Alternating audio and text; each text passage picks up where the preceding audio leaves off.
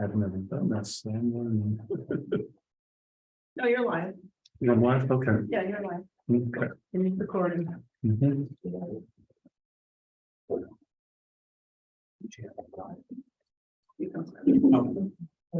Good afternoon. I would like to convene this workshop meeting for the Lincoln County Board of Commissioners. It is Monday, December 12th, 2022 at 3 p.m. And this is a workshop that has been called by the Board of Commissioners to receive information from county staff. We are not conducting deliberations today. I should note that I'm here in person. Commissioner Jacobson is appearing remotely, and Commissioner Hunt is not with us today. He is attending the annual Oregon Business Conference in Portland. Today's workshop is in preparation for public meetings of the BOC in January, when we will be considering final decisions needed by the board prior to full implementation of the updated Ordinance 523. We will hold discussion at that time to receive public input on the proposals we'll be considering. We have received several items of recent written input on the topic of short-term rentals through our Smart Sheet portal on the county website, and future public comments on this or any topic are welcome at any time through Smart Sheet. We also welcome public input at each regular meeting of the Board of Commissioners on this or other topics. Commissioner Jacobson, any comments or questions before we get started? No, Commissioner Hall, no comments or questions, but thank you for running people through how they can public comment, because I think there's been a little confusion about that. So appreciate it. Certainly. So we'll turn right to our staff reports, and first would be County Counsel Kristen Ewell. Good afternoon, Commissioners. Kristen Ewell, County Counsel. So you approved Ordinance 523 over a year ago. It was in October of 2021.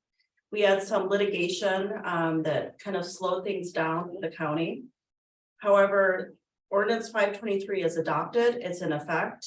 It amended Lincoln County Code sections 4.405 to 4.460, which is our short-term rental licensing program. The Land Use Board of Appeals did find that Ordinance 523 is not a zoning ordinance or regulation. It's a licensing system, and I am going to have Ms. Combs and Sheriff Landers come up to give an overview of what the licensing requirements are going to be for 523. And I'm going to have you just pull up 523. Okay. And we can go to Jim, if you go to page 3 Okay. to start. Good afternoon, and if you would introduce yourselves for the record. Good afternoon, I'm Lisa Combs, Support Services Director for the Sheriff's Office. And Curtis Landers, Lincoln County Sheriff. Go ahead, please. So around the end of October, the Sheriff's Office prepared a letter for owners and property management companies, providing them with a copy of Ordinance 523. We alerted them that the ordinance is currently in effect, and we outlined important changes that we thought needed to be brought to their attention. The letter addressed the county's intent to create the 7 geographical subareas within the unincorporated areas, and the county's plan to limit the number of licenses within each of these sub areas. We also noted that an owner's failure to renew a current short-term rental license within 30 days of expiration would result in the revocation of their license. Owners that may have been in that condition at the writing of that letter, we did allow them a grace period of 30 days to submit an application and fees to be in compliance. The third item was that we noted the septic requirements. The planning department provided a very specific letter that outlined all those septic and on-site wastewater treatment plans and changes. The last thing that our letter noted was new occupancy calculation of 2 per bedroom plus 2, which is a reduction from what it had previously been. The letter further advised owners that they needed to update their advertisements immediately to reflect the new maximum occupancy guidelines. However, we did grant a grace period for enforcement until May 1st of 2023. We realized that there may have been situations where there were reservations on the books as of the writing of our letter, and we were going to allow them to honor those. So that's the extent of what we've shared with owners at this time. Once the board has approved the map of the geographical areas and determined the limits or caps associated with each sub area, the sheriff's office plans to place a wait list form on our website for those property owners who want to be included in the lottery selection process as new licenses become available. We plan to utilize a website that issues random numbers for the lottery process, and 2 members of the sheriff's office will confirm and document all the results. The selected property owner will be notified by mail and email as provided by them on their waitlist form. We will allow that person 45 days to submit a new application and their fees for a new short-term rental license.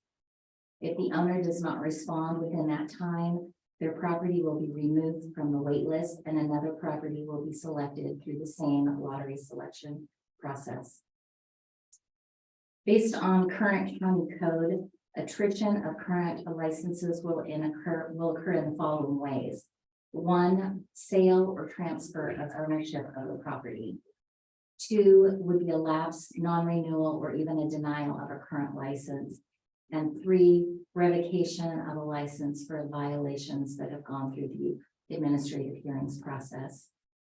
As we move into 2023, those properties with on-site wastewater treatment systems, we will be reminding them of the ESCR requirement due by December 31st of 2023, although it will not be inhibiting them from getting licensed. However, on January 1st of 2024, any STR property that has not complied with the ESCR requirement as outlined in Ordinance 523, their licenses will be revoked. So that is what we have planned moving forward based on the information we have to date. Do you have questions? So those letters went out to all current licensees. I'm wondering what kind of feedback or follow-up comments or questions have been received? Lots of calls and emails. It's Ordinance 523 sometimes is a hard read for people that aren't familiar with a county code. So they did need some clarification on what the rules are going to be. So we did spend quite a bit of time on the phone and that's good. Commissioner Jacobson, any questions here? Yeah, I do have a question. Thank you, Commissioner Hall. How many current STR licenses do we have in the unincorporated part of the county? We have 505. And that's down about 100, or I guess a little under that from when we put in the moratorium a few years ago, correct? Probably. I Yeah, haven't okay. gone back to look at what that number was. Yeah, I think Yeah. That's okay. You don't have to go back and look at it. Yeah. it was over 600 at one point. Yeah. Okay, thank you. We also do have the numbers broken down into the regions too that are outlined here. So We have Anno do his, or we'll get to that. And I guess I do have one more question with the revocation of licenses for those that are, not renewing in a timely manner. I mean, how widespread of a problem has that maybe been over the last several years? It's been a widespread problem. Although I don't know if it's going to continue to be now that we've notified everyone of it, because that was one thing that as soon as they got the letters, people were calling in to double check the status of their licenses. So I would imagine there will be some attrition because of that, but I don't know what that's going to look like yet. Okay, thank Give you. me 30 days and I'll be able to give you more. And just one other thought that now occurs to me, the choosing of the May 1st, 23 grace period for occupancy bookings that will exceed the new limits. I assume that was an attempt to provide something of a adjustment path for owners, because, you know, I often hear from motel operators, STR operators, that facilities are booked oftentimes a year or more in advance. But obviously there has to be some kind of cutoff point, so that was the thinking here. Actually past spring break. Oh, right, okay. Thank you. All right, Thank you. Jim, the end of page 7, beginning of page 8. Mr. Husing, if you would move into the hot seat. You'll see if you can go over. And now we haven't installed seat warmers yet. Right here, Yep, scroll back up to the top. Yeah, right there. perfect. Okay.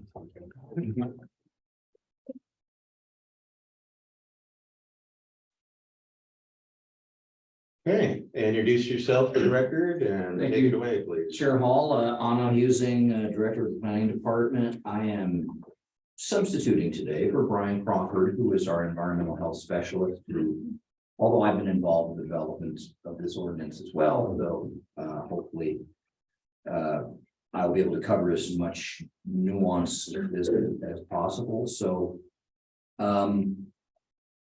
you know, I remember when we first started doing vacation rentals, what came up over and over again, right, as I believe you, the commissioners, began to understand that this was having an impact on neighborhoods, was we discovered that a great number of the septic systems. So remember, we're dealing with the unincorporated. I say this for the public more than you, Chair Hall, but remember, we're dealing with, in this context, just the unincorporated areas. So almost that means, as a result, virtually everywhere in Lincoln County outside the cities, which have their own regulatory program, except for Lincoln Beach, which has a grandfathered in sewer system, we are dealing with septic systems. And it's not a coincidence that a lot of the places that were developed early in Lincoln County that became home sites, especially after World War II, were the places close to the beach. And it's not a coincidence that the geology of those places near the beach, the soils, are horrible for septic systems. There are clay layers and cemented sands, high water tables, just generally a lot of swampy areas. So there are an awful lot of properties near the beach that are the same place a lot of these vacation rentals wanted to be, for obvious reasons, because people wanted to vacation near the beach.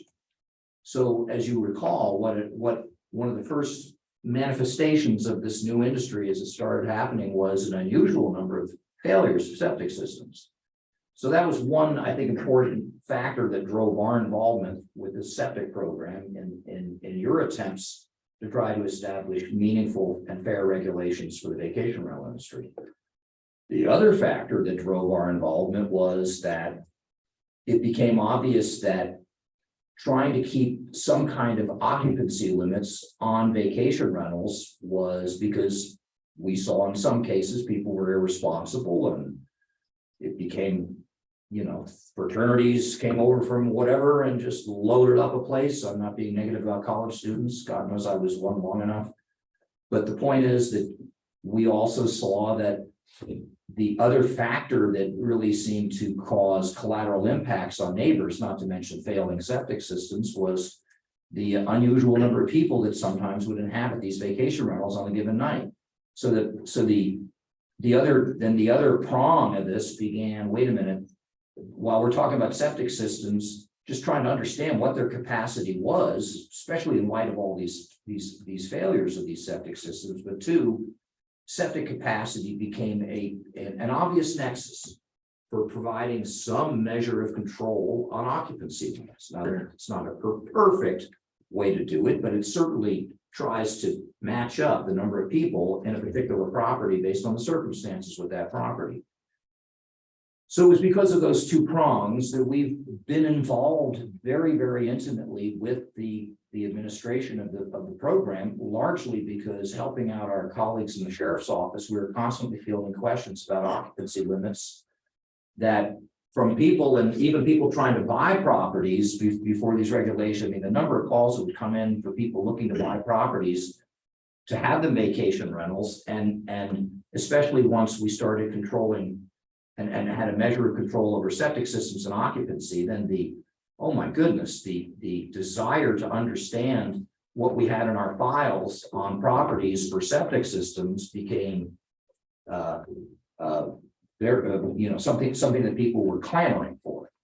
So as we went through all the prop wash on the ballot measures and trying to figure out this point that you've established of trying to have fair and measured and effective control of this industry, that whole septic issue obviously remained part of what we're dealing with today.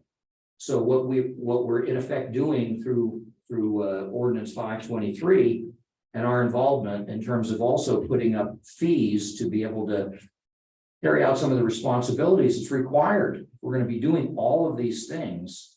Then, and again, I was impressed, at least some people in the vacation rental industry said over and over again, we want the bad actors driven out. We want there to be responsible regulation because they want the bad actors driven out, and that they understand that, like any industry, virtually any industry, there needs to be regulation.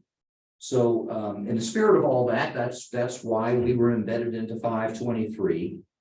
And so I think the heart of what we're doing is we are asking, and you heard a reference in the past report, we are requiring of all STR owners that coming by the end of next calendar year, they have to have an existing system evaluation report. And so that's going to be an ongoing thing. There'll be an origination of that, but at the same time, there'll be an annual re-upping of that with inspections of the system. So we're going to be getting a much better handle on what is in the ground already to begin with. And we will be requiring, and that will also, of course, continue to inform occupancy levels. And we're going to be having an annual maintenance requirement, which is really all about getting out in front of what is one of the most obvious impacts of this. Because when these septic systems discharge, they impact public health, they impact the environment. Those are real, tangible impacts. And I need to say this for probably the 15th time, because some people don't want to hear it. But the failure rate of septic systems for vacation rentals is astronomically high. Again, for the reasons I started this presentation, right? Where they're located, when some of these places were built, we didn't even have regulations. So unless a septic system has failed, many times we could be dealing with a system that continues to pollute the environment because it was a barrel in the ground or what they call a dry well, which is a fancy way of saying just some rocks in the ground. And that was acceptable septic system development in the 1950s, correct? Oh yeah, right up through the 60s. And so we started really having, we finally had a program. So we don't expect there to be even any records for houses built in the 40s or 50s or anything like that. So before you go any Please, further, I'm kind of done. I'm ready to take questions. I think you used the term astronomically high for the failure rate. Can But we you? were I think it was like close to a 50% failure rate. There was. Yeah, I was going to ask if you was did quantify it. statistically more than meaningful and relevant. And it's just, again, it's not a surprise that there were folks, I remember during public meetings that people, especially people arguing that didn't like the regulation. And we've heard about that. We've had a few phone calls that have come in since we've issued our letters, getting people warning up front that you need to be doing an ESR eventually, and these requirements are coming down. Yeah, and I understand Brian Crawford took a few calls where people, the same old arguments like, well, if we have to do it, then everybody has to do it. Well, not everybody has a vacation rental, okay? And not everybody and these vacation rentals are clustered. That's why I think the commission has been trying to spread these things out so they have less of an impact on the neighborhood. So we heard a certain amount of that. This is unfair, that somehow we're being singled out, but and I've heard that in the public forums that we've attended. And it's just not true. They have measurable impacts, and again, I prefer to lean on the commentaries from other people in the vacation industry that I think quite responsibly said, don't ban us, but have some meaningful regulation so we can address the concerns that have been raised in the community. That were certainly echoed in the results of the ballot measure in terms of how overwhelmingly the community felt like something needed to be done to address vacation. Commissioner Jacobson, any comments or questions for Mr. Husing? Yeah, I do have a question. Thank you.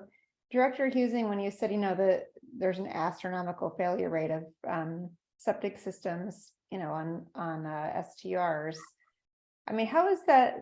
What data is being used to drive that statement? Is that, a full system failure that then like the service provider reports to us? Is that from complaints driven by neighbors? Is that inspections that come back poorly? Like, how are we knowing that we have a really high failure rate of septic systems on it? Well, I wish I had my environmental health specialist at my side to have that much more expertise, but I've been around this enough. I think I can provide a coherent answer that's based in reality.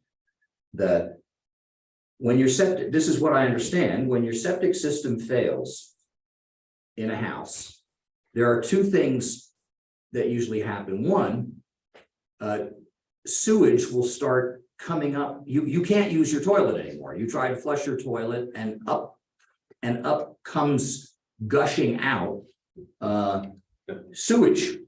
It should go down, comes back up. Well, it doesn't have anywhere to go. Yeah. And so that's not a subtle sign. The other sign is sometimes a failed septic system will manifest itself with sewage on the ground outside. And Commissioner Jacobson, we had many people because the and so we've had many complaints, right? So some of it was complaint driven because neighbors would smell sewage and it would manifest itself on the ground. And at that point, whether it's a vacation rental or not, under our delegated authority from the Department of Environmental Quality, that then we have all sorts of affirmative responsibilities because that's a public health disaster, really, and pets track this waste around and it could really affect public health. So we're obligated at that point to step in. So it's not a difficult to understand phenomenon. But what I also remember from the early days of this is that a tremendous number of people Brian Crawford would be dispatched to go out because of code violation complaints, and he'd go out there and there wasn't, people either imagined or said there was septic on, and he would go. So there were a number of false alarms. So it's not a 100% reliability to have a neighbor who thinks they smell something or saw something, or just wanted to mess with the vacation rental next door, which happens too. Let's all be with code enforcement. We have one of our code enforcement officers in the room. You have to hear every side of the story, but usually it's not a subtle phenomenon. And at that point, then people there is thank goodness there's a local community of installers that can come in and the first thing is pump that tank, and that'll buy you a little bit of time, and then they've got to fix their septic system. So I think that's kind of what you were asking for. Or? Yeah, thank you. And I have been out with code enforcement and Brian previously, so I'm on calls for failed septics, and it's usually, at least when I was there, fairly obvious. I was just curious how you were driving that statement, so thank you. Thank you. I guess the term astronomical means an awful lot. That was the term I used without necessarily thinking about what that precisely means, but it is substantially higher than other septic systems, and again, I think it's for obvious. There's a causal connection there that I think is sound and is required. It's interesting to me because I remember one of the numerous calls I've taken on this subject was from an STR owner who thought these new regulations relating to septics were overly burdensome and said he couldn't understand if somebody was using an STR to generate revenue, why they would not maintain their septic system properly, but the evidence certainly suggests otherwise. Commissioner Hall, Commissioner Jacobs, if you talk about any industry, Sure. there are some outstanding people in whatever, I don't care what industry you're talking about, No, absolutely. restaurants, hotels, car rental agencies, across the board. Some folks do great at it, and they're entirely responsible, and that's how they would respond.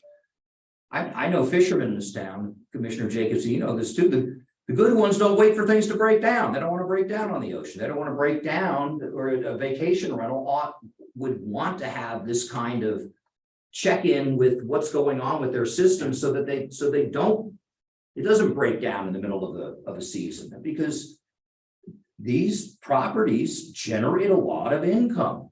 That's just the reality of it. That's why the demand for them is so high, and the business model works. So it's hard to understand, given how much money is being made, and I've been lectured a few times by people in that industry that I didn't seem to have an understanding of that this was actually a pretty lucrative enterprise. And my favorite anecdote was when a woman called me.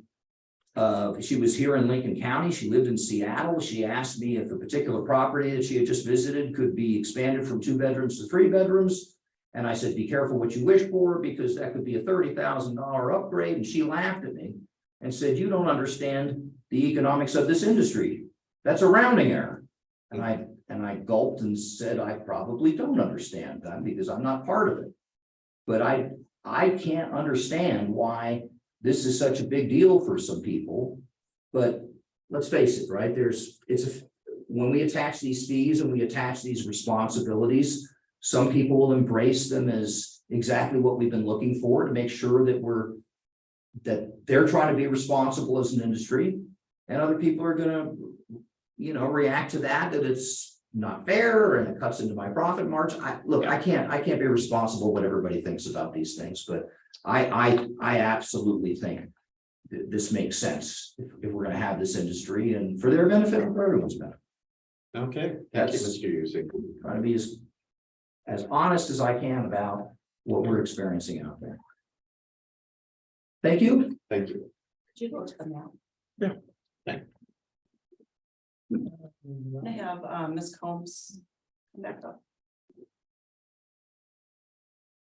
So under ordinance 523, one of the decisions that will need to be made, and I know the board will have this up for discussion in January, is caps on the geographic areas. And so this is a draft map. And if you scroll back up, Jim, it starts in North County. Could you, I don't know if you can see the percentages. Can you go, can you zoom in on that? Yep, just scroll back down. Sure. So region 1, currently there's a 6.6% right now currently with short-term rental licenses in this area. And we have 140 total. There's 2,125 total addresses. So you just have 140 of those that are currently short-term rentals. And then could you go down to region 2? Okay. Region 2 has around a 5% average with just 23 licenses. And then region 3. So we have, and this is the South Beach primarily area, is that correct, Ms. Combs? Region 3. Yes, because the dividers are Highway 20 Okay. and Highway 101. So we have 40 licenses, so around a 13.9%. And then region 4, this would be the Bayshore area. Is that right? And we have around a 10% license. And then a little higher when you go down to region 5, which is the area between Waldport and Yahat. So you have around almost 24%. And then regions 6 and 7 are East County.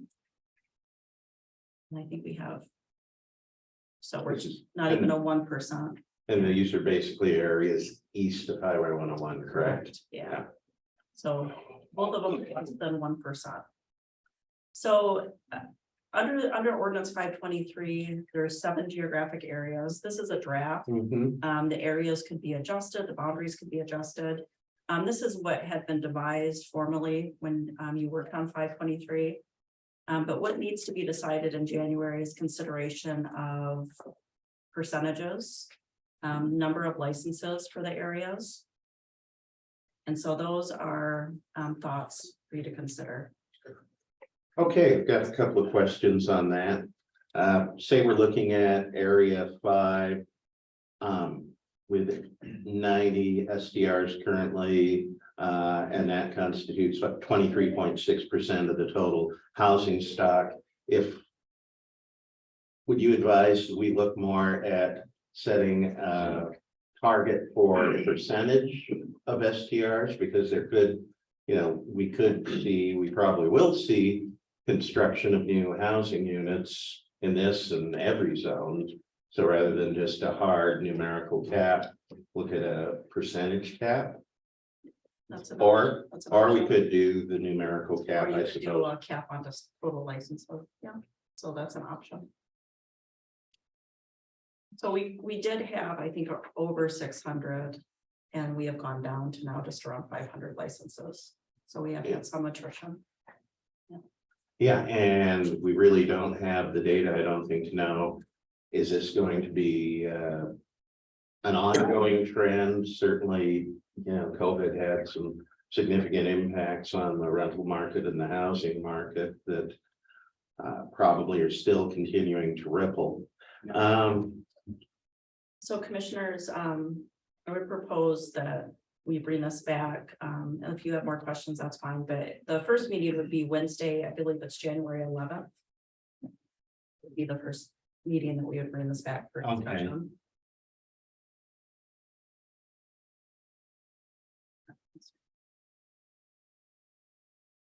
So this is really what remains at the decision level, at the board level. I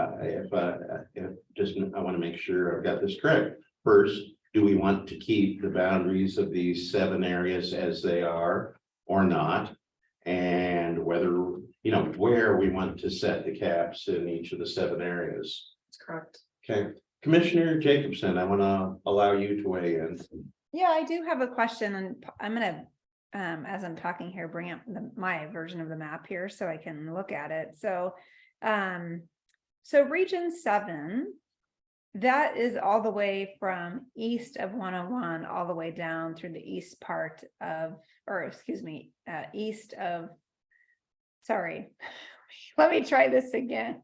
East of 101 and south of Highway 20, all the way down to basically the southern end of Lincoln County. Do I have that correct as I'm looking at this map? 7, That's all. Yes, correct. I believe so. Okay, and we only have a total number of 33 vacation rentals in that whole area.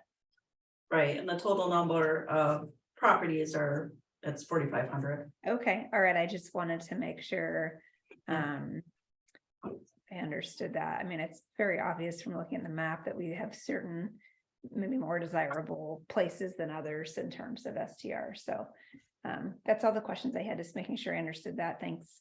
Okay. Any more questions from the board? Not at this time, I don't think. Commissioner Jacobson, any more questions? No questions at this time. Okay, then this will come back to the board on Wednesday, January 11th, the regular meeting of the Board of Commissioners. Commissioner Jacobson and I, along with Commissioner-elect Miller, will begin the deliberations on the questions of where to set area caps, and also to review whether we want to retain the area caps originally proposed or make any alterations. All right. Commissioner Hall, can I say one thing before you? Yeah. I just wanted to maybe give, at least from my end, a little bit of maybe guidance or ideas for people that want to submit public comment as we kind of move forward in this process. Because I think there is maybe a little bit of confusion because there's been a lot going on with STR. So I think people understanding and reading 523 first before they give comments would be really helpful if you have not already done that. And then I think, as Commissioner Hall just said, we really are focusing now because 523 is already in place. So it's not a question of having it in place or not, it's here. It's really a question of those area boundaries and area caps. So just wanted to ask people if they can direct comments around those pieces. I mean, that's the decision that's going to be in front of us. I think those comments targeted on those issues would be most helpful. Thanks. Thank you, Commissioner Jacobson. Thanks to our staff. And at this point, I'll adjourn this workshop meeting. Thank you. You're welcome. Exactly. Thanks.